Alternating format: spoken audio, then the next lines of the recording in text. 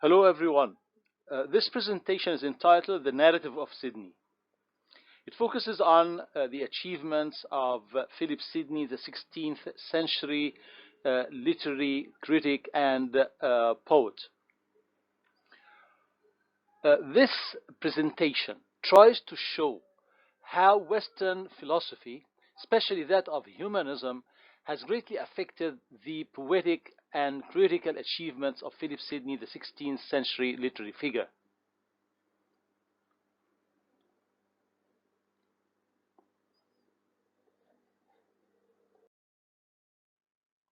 Now, the first question that can be raised is, who is Sidney? Sidney, as I've said before, is a Renaissance man. What does this mean? This means that he represents an ideal state of perfection because Renaissance draws on humanist philosophy.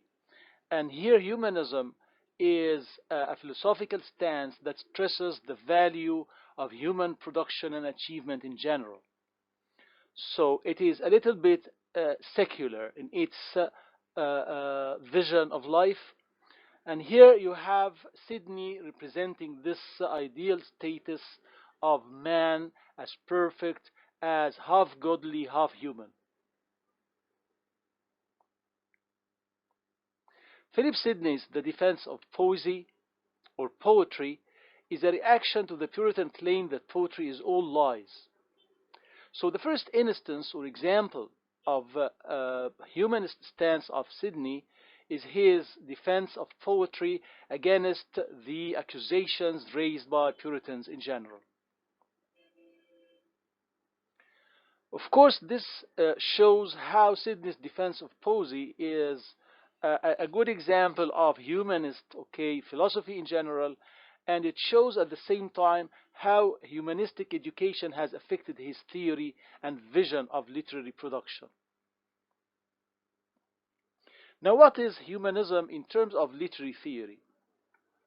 Humanism in general has two facets. One is philosophical, the other is literary.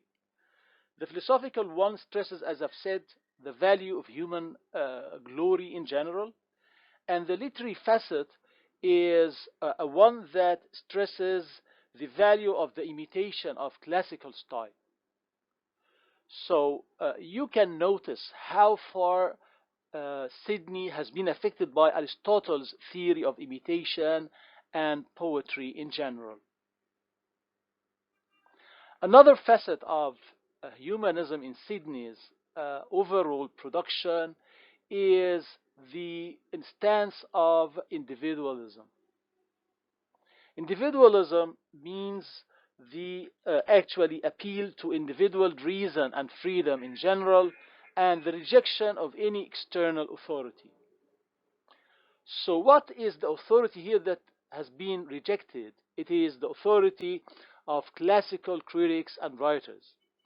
Because as we will see, of course, there is a sort of comparison to be raised between Aristotle on the one hand and Sidney on the other hand, but there is a sort of here shift of thought, on the side of Sidney.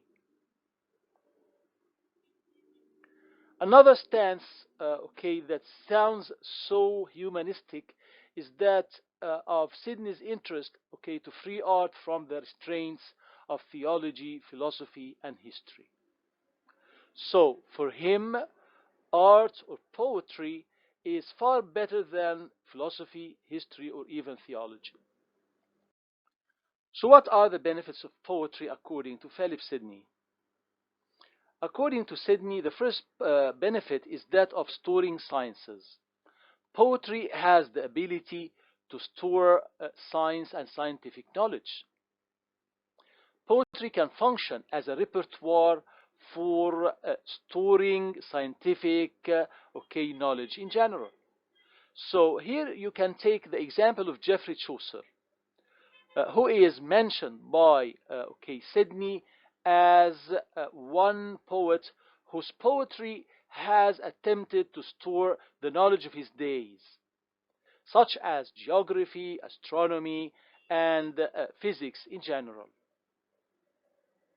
The second benefit is that of beautifying the mother language. So again, you can think of Geoffrey Chaucer's Canterbury Tales, for example, as a work that has helped English become the main medium of communication at the time. The third benefit is that of assisting historians in writing descriptions of battles. So poetry here helps history and historians in recording particular descriptions of the emotional side of historical characters, and also in giving orations or describing orations given by men of importance such as kings, military leaders, and princes.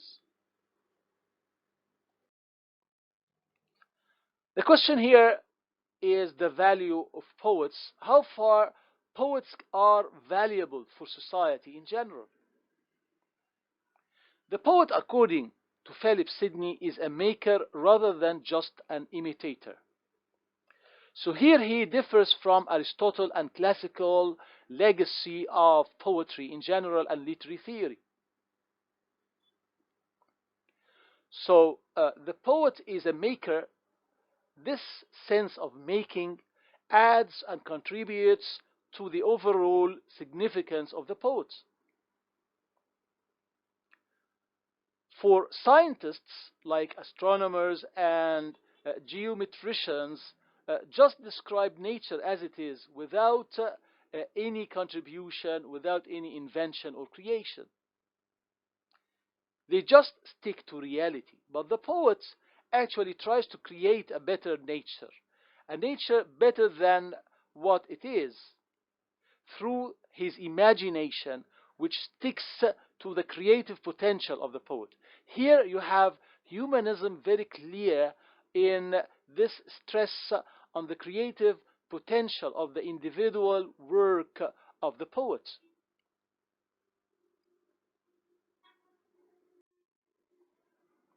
And then we move here to the value of poetry. So actually Sidney, as you see, has devoted much of his discussion of poetic theory to indicate the value of poetry in general, just like Aristotle.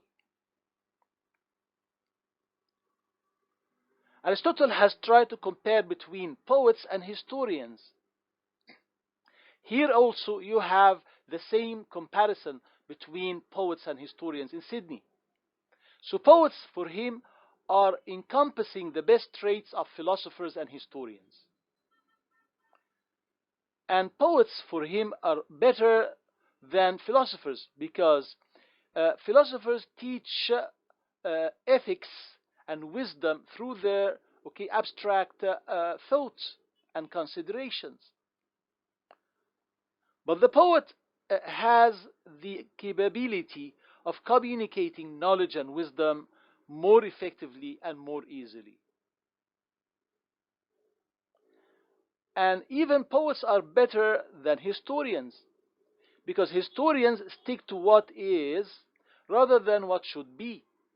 So the poet has the function or the potential of a diviner who can tell about the future, because he speaks about what can be, what should be, not what is or what really is.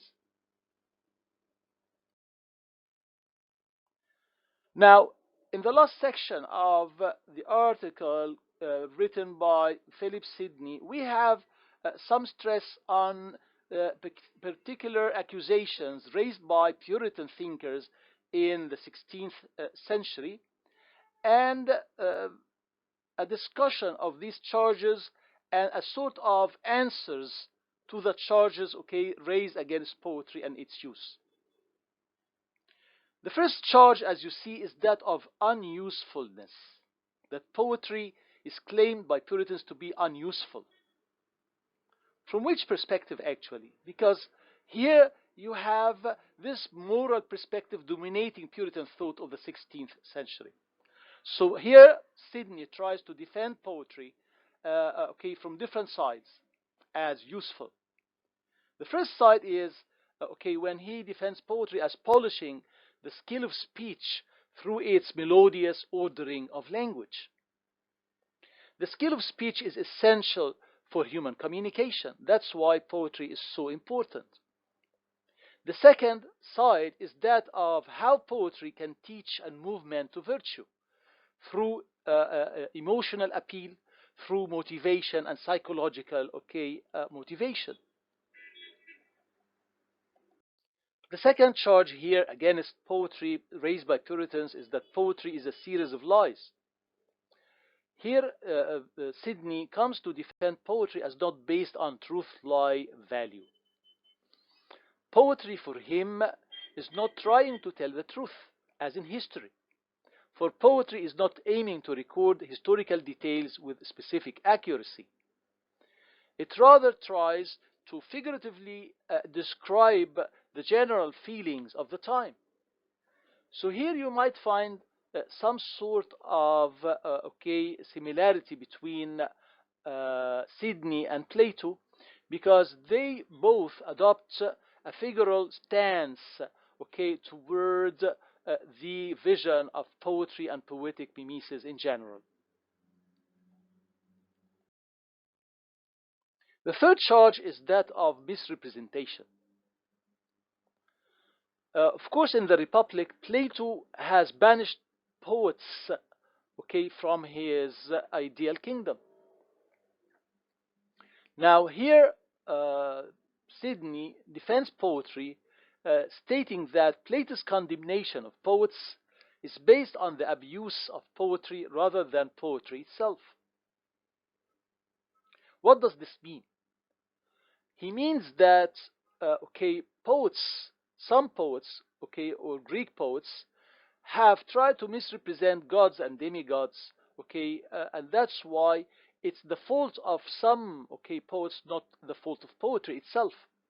So Greek poets were banished from Plato's Republic for their misrepresentation of gods.